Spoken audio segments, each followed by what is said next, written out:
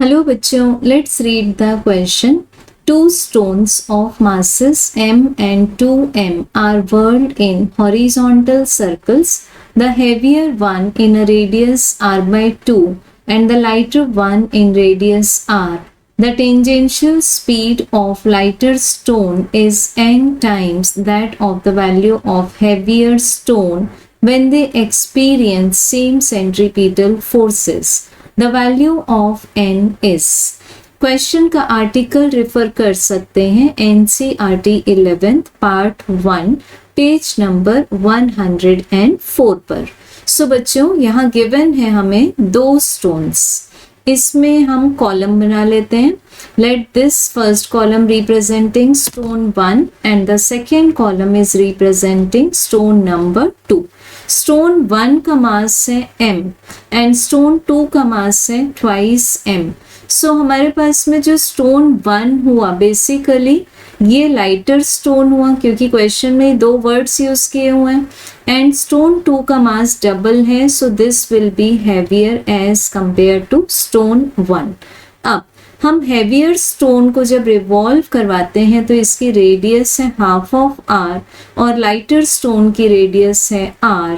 और गिवन है हमें लाइटर स्टोन की जो टेंजेंशियल स्पीड है वो हैवियर स्टोन से n टाइम्स है. तो लाइटर स्टोन की टेंजेंशियल स्पीड को हम मान लेंगे nv, जहां v रिप्रेजेंट करता है the speed of the heavier stone. तो ये हमारे पास में बेसिकली पैरामीटर्स आ चुके हैं क्वेश्चन के अकॉर्डिंग. अब हमें बताना है कि अगर वो दोनों ही सेम सेंट्रीपिटल फोर्स एक्सपीरियंस करें तो what will be the value of the data n. सो यहाँ पर हम लोग सेम सेंट्रीपिटल फोर्स को एक्सप्रेस कर देंगे F से. और एक रिमार्केबल बात, जब भी हम डिस्कस करते हैं uniform circular motion, because there is nothing for the tangential acceleration, so हम इस मोशन को मान लेंगे that this is uniform circular motion. तो मान लेते हैं कि O सर्कल का सेंटर है और इस पॉइंट पर हमें रिप्रेजेंट करना है वेलोसिटी का direction.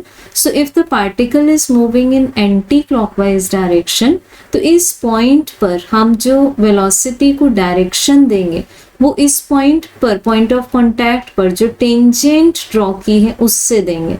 Therefore the words are used as the tangential speed.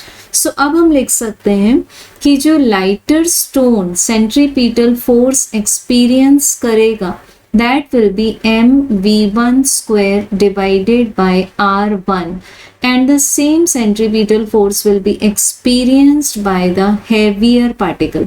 तो इसको हम लिख सकते हैं mass of heavier particle जो कि twice m है, तो यहाँ लिख दिया ट्वाइस m.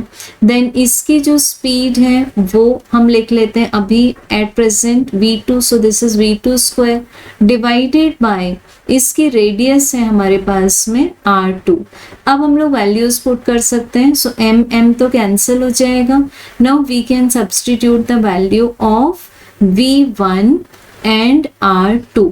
तो हमारे पास आ जाएगा v1 की वैल्यू है nv, तो ये स्क्वायर करने से हो जाएगा n square v square divided by r equals to 2. v2 square को ले लेंगे v स्क्वायर एंड r2 को r by 2. So this will be 2 in the numerator divided by r. तो ये कैंसिल हो जाएंगे, ये सब कैंसिल हो गए. तो हमें n स्क्वायर की वैल्यू मिल जाती है 4. सो दोनों साइड्स का स्क्वायर रूट लेने पर हमें n की वैल्यू मिल जाती है 2. So correct answer is option number 3. Thank you.